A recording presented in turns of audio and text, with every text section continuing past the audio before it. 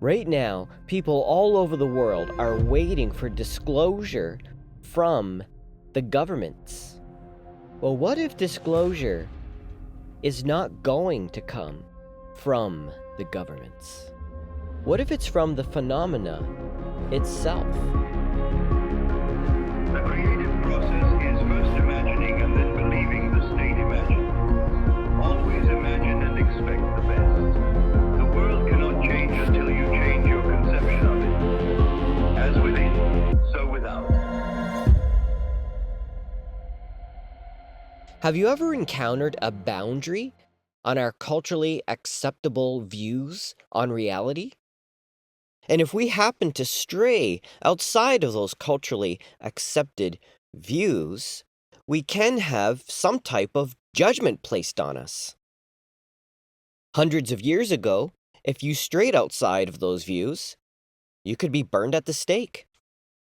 But things have relaxed since those days. Kind of. I mean, there's still a type of judgment placed on us if we stray outside of those culturally normal, acceptable views on reality.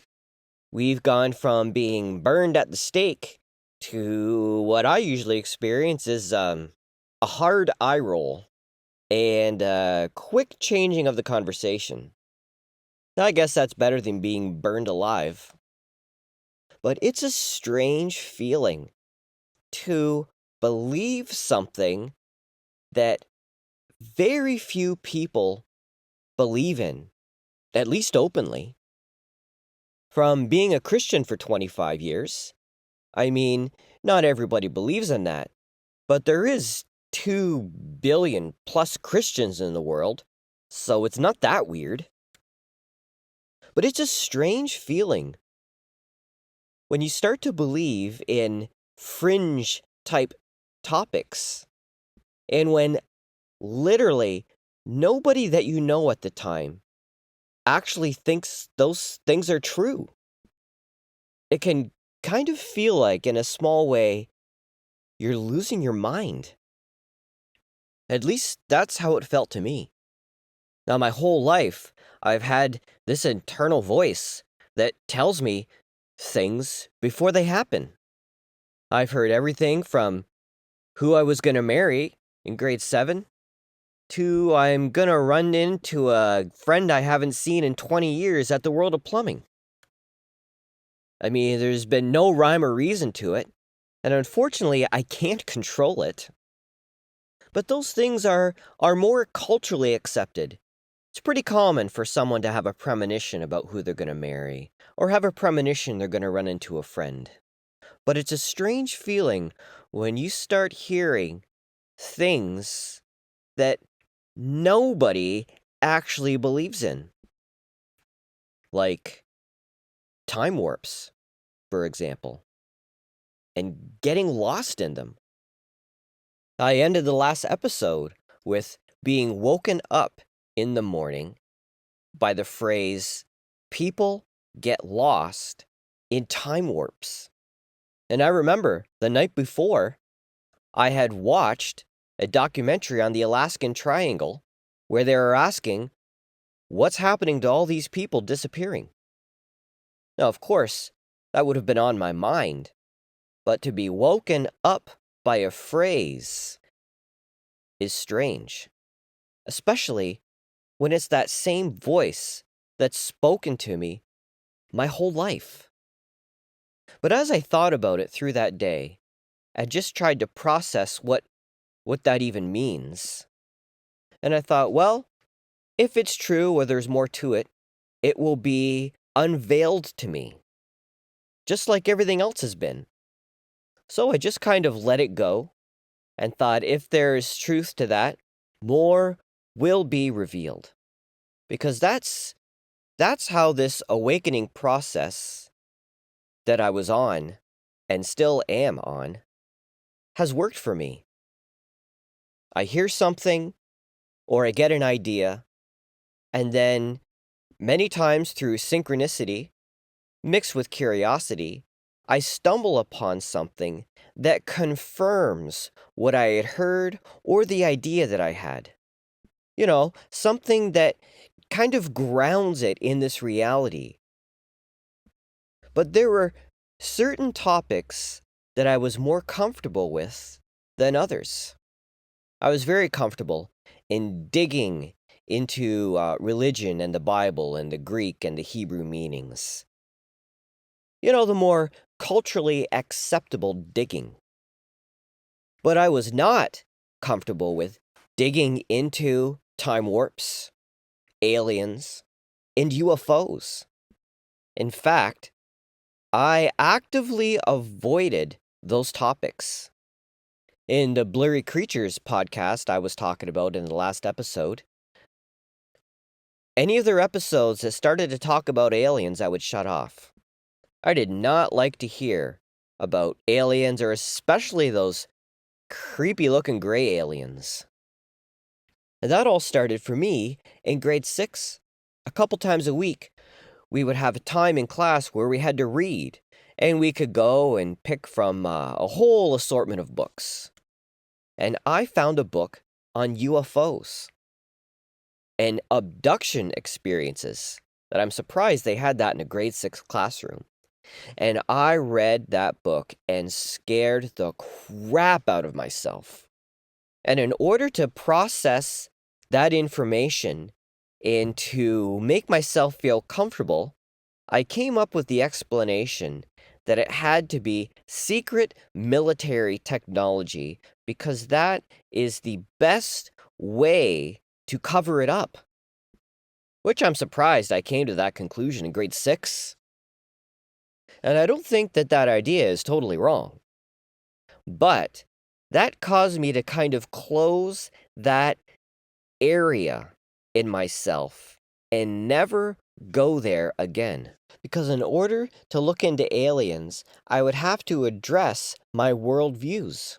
Terence McKenna has a good saying that maybe we don't need to look at so much who are the UFOs, because we can all argue about who they are. But what do they do to society? I mean, they totally rock science and religion, because both of them don't have an account for them. And science and religion are culturally acceptable. Billions of people adhere to those ideological beliefs and ways of viewing what's going on down here. But it's hard to really look into UFOs and hold on tightly to science and religion. I've had friends and coworkers of mine, joking around, of course, but they are serious, say that I'm not grounded, that I've always got my head in the clouds and my imagination floats around like a butterfly, which I can't disagree with. It's true, I've always had a big imagination. But does that mean I'm wrong? Because really, all I'm doing is saying, I'm not happy with the answers that we've been told. And really, I guess I'm just encouraging others to question their beliefs and think about them. Where did you get your beliefs from? Were they your own conclusions that you came to yourself? Or did somebody tell you that? And the person that told you that, were those their own conclusions that they came to themselves? Or did somebody tell them that? If that makes sense. So I always go back to Christianity because that's my experience. That's what I'm familiar with. And when I began to look into the Hebrew and the Greek meanings of the words, like I talked about in past episodes, and the Bible translators that got fired, I found, because they insisted on translating the words properly, which threw off the Christian narrative they were told. The question I thought to myself is, am I the only one that's looked into this stuff? Could it possibly be true that billions of Christians have never thought to question this? Wow. They haven't had the ability to question it. In fact, it started with Martin Luther and the Great Reformation, when he was not happy with what the Catholic Church was doing, and so he translated the Bible and got a printing press and started firing that all over Europe so people could, for the first time, read the Bible themselves. But of course, all he was translating was what the Roman government gave him. But nowadays, because of the internet, it's very difficult to hold information back from society. And one by one, people all over the earth are starting to question, where did that belief come from? Who gave me that idea? Was that my own conclusion? Or did somebody tell me? And they're beginning to dig. Another great idea of Terence McKenna's that I love, he talked about being a noetic archaeologist and digging up old ideas and having a look at them. But it's kind of a weird feeling when you're the only one digging. Sometimes I would get panicked and I would think, am I going crazy?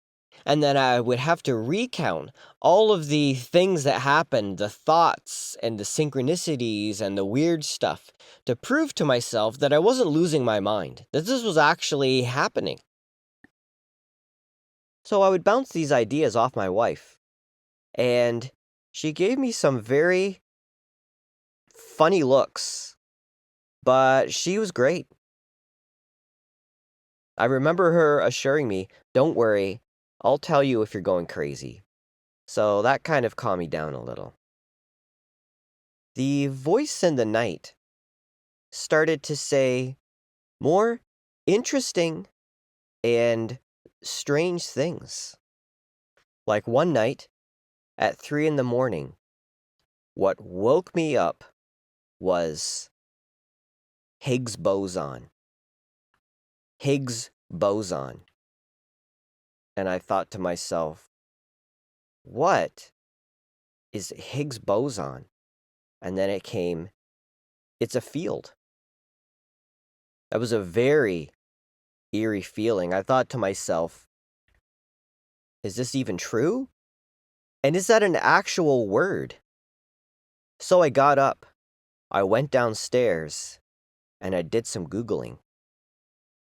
And what I found was the Higgs boson. It's talking about the Higgs field, and it has to do with CERN and the Hadron Particle Collider, which I had heard of, but I was not comfortable listening to because it just pushed the limits on what I felt comfortable with. But I had to look into it now. So I did.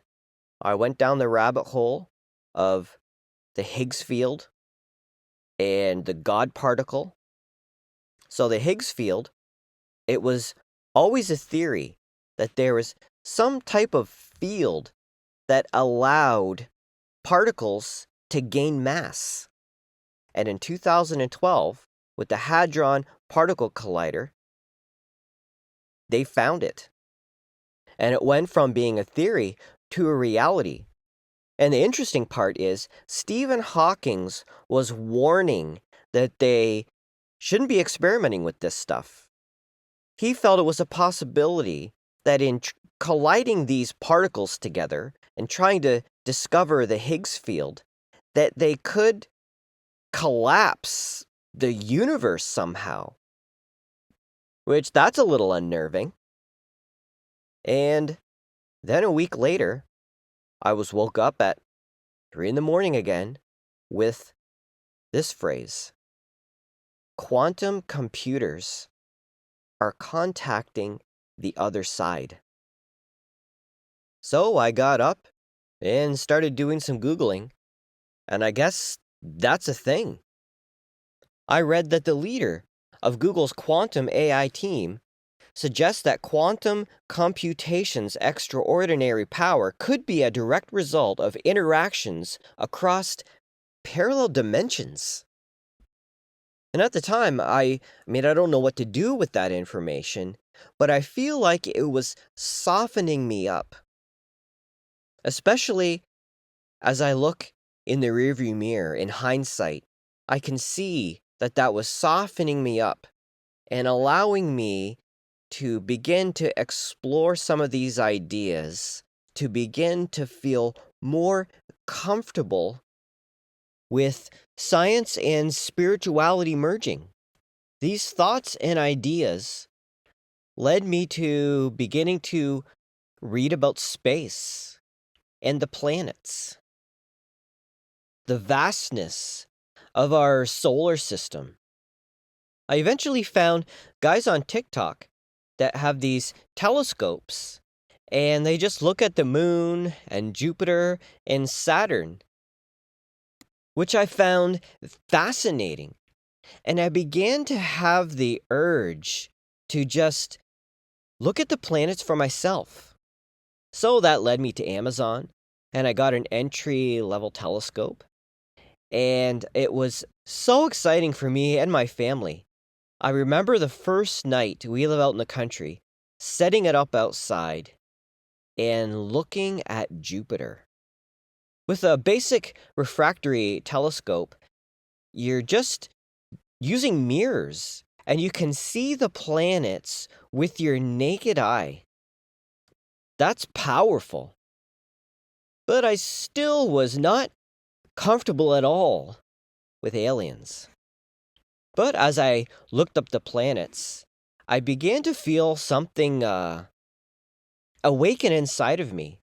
And I would start to go outside and I would even meditate, looking at Saturn or the moon or Jupiter and Mars. And as I got more comfortable with the planets, I began to read and find different podcasts talking about the planets, which led me to Mars and to finding a lot of scientists and some ex NASA scientists, and even current, that are saying some strange things are going on Mars. And I found approaching it from that way was not so uncomfortable. It was more led by curiosity, and it didn't seem like I had anything to be afraid of compared to your typical alien abduction stuff. I eventually found a podcast called Earth Ancients, and I came across 2 episodes with a guy named Richard Hoagland. And I remember this day vividly. It was November 5th, 2022. And I had come home from work early, and I was cutting up leaves with my lawnmower, and I had a leaf blower. And I just all day long, I was blowing leaves on the lawn and cutting them up with my lawnmower and then blowing them into the field. And while I was doing that, I was listening to this podcast with Richard Hoagland on it. And he was laying down his case for it must have been 2 or 3 hours, just a linear step-by-step process of how he came to the conclusion that there's something on Mars. And that something is evidence of an ancient civilization that lived there that was very similar to Earth. You know, the face on Mars, there's pyramids, and all kinds of stories from image specialists and scientists. I mean, it's a huge rabbit hole to go down. And as I'm listening this afternoon intently, there was something inside of me that was resonating with this. Something inside was saying, there's some truth here. And now, Don't get me wrong, Richard Hoagland is a character, and he says some pretty crazy things. But I have to say, he makes a very good case for Mars. And as he got to the end of the podcast, and I'm intently listening, he said to the host, "Do you know what they're going to find when they land on Mars? They're going to find us." And he began to talk about Elon and just really press the question, why does he want to go to Mars? And I thought to myself, yeah, why does he want to go to Mars? I've never found a good answer to that, but it is very strange. And all of a sudden, I began to realize I'm having that feeling again. I'm having that what's going on feeling. Something has been hidden from us. And then I thought to myself, oh no. When I've had that feeling in the past, something strange happens. And so for the rest of that day, I was just really perplexed and just a very bizarre feeling and a little bit apprehensive and a little bit of shock of just opening up to the new possibilities of what Mars could mean for just what reality is. And the next day, we had a birthday party for my daughter, and it was around 10 o'clock that night. My brother-in-law and his kids were still there, and we live on a very quiet country road, especially at nighttime. And this was a Saturday evening, and our dog had come into the house limping and bleeding and smelling like a skunk. He must have been chasing a skunk, got sprayed, and then he was hit by a car. And we had him on a leash. He had pulled out of his leash. And this dog, Toby, I really love this dog. It was terrible. So we panicked. We have an emergency vet hospital that's not too far away. They got us through the night. We took him there the next day. And miraculously, his leg wasn't broken. He just had very bad cuts and was very sore. He was okay. But that night, as I was driving at midnight to rush to the pharmacy to get a painkiller that I could give my dog that they recommended, I'm driving and I'm thinking to myself, what is going on? I was thinking about how I had that strange feeling again, that what's going on feeling. And is this just a coincidence? Or is this related to those other bizarre things that I had happen?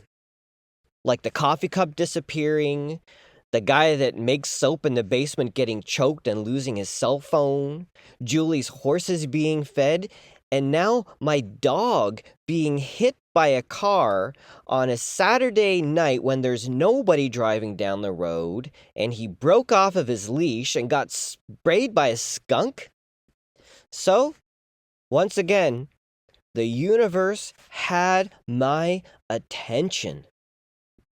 I mean, I was awake and alert for what is really going on. I began to explore podcasts that were talking about this idea in ways that I felt comfortable with. And it was mostly ex-government officials and scientists that are just saying that there's something going on and the government knows.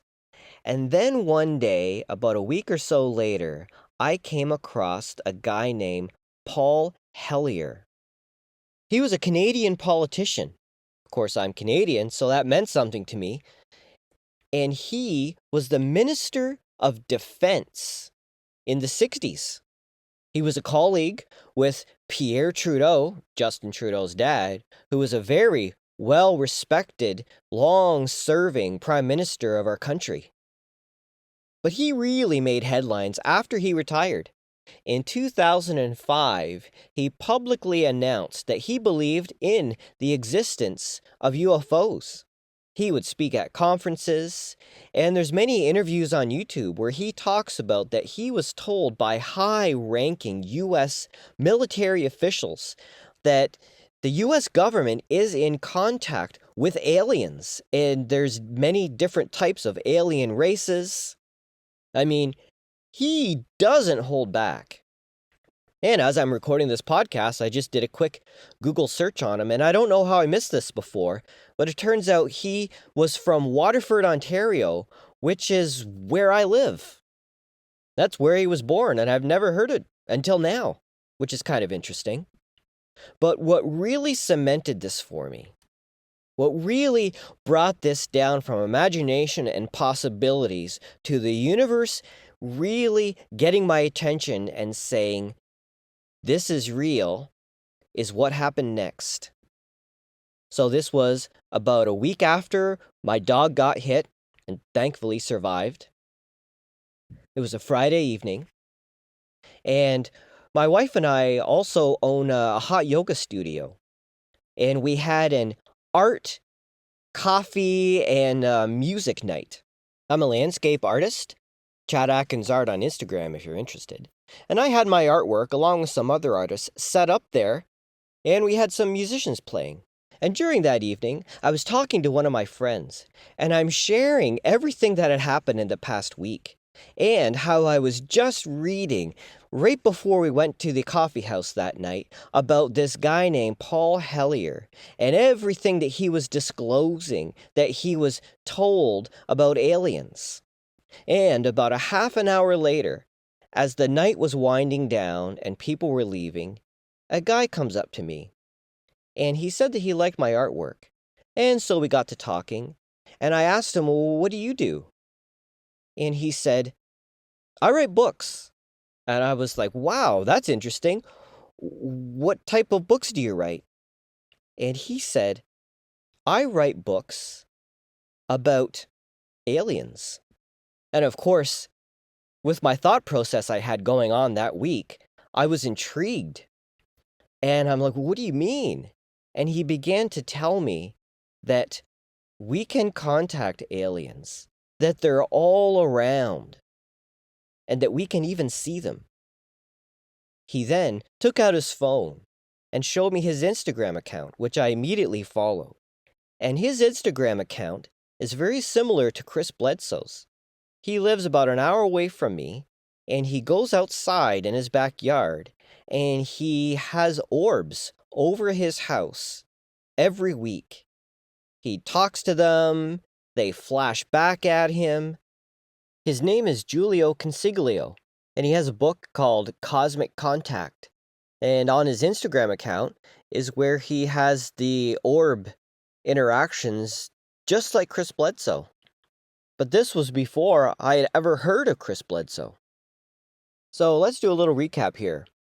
I start hearing stuff in the summer of 2022 about quantum computers contacting the other side and weird stuff about CERN, which leads me into space, getting a telescope, to looking into Mars, and then having that idea impressed upon me that something's going on with that, to the weird feeling again, and then my dog getting hit, which I don't know if it had anything to do with that, but part of me wondered, and then being more open and finally looking into aliens, and then to that very night meeting a guy who has contact with orbs and writes books about it. So I was beginning to have the feeling that basically the universe is disclosing this to me. You know, everyone is waiting for the government to disclose to us what's really going on with the UFOs. Well, I don't need the government to disclose that to me because I was having it happen in my own life. But the question is, who's the one doing this? Who's disclosing this to me? Is it God? Or is just God too simple of a term to really understand what's going on. Is it an alien intelligence? Who knows? Is it my higher self? Maybe. Maybe this was Terence McKenna's fractal sultan of improbability, and a parallel Earth was trying to contact me to help wake me up. I don't know. But I'm going to end this episode with leaving you with Terence McKenna as he talks about different ways of processing alien contact. Here he is in an interview with Art Bell in 1998 on the Coast to Coast radio show. The alien phenomenon. I think there are aliens, but I think they can only reach us through our minds. They don't cross the universe in ships of titanium. They don't even project holograms of themselves into the desert air. They come through the human mind. And if you look at the human mind, in all cultures and in all times and places, except Western Europe and a few intellectuals in the past few hundred years, the human mind has always been haunted by sprites, gnomes, nixies, elves. Yes.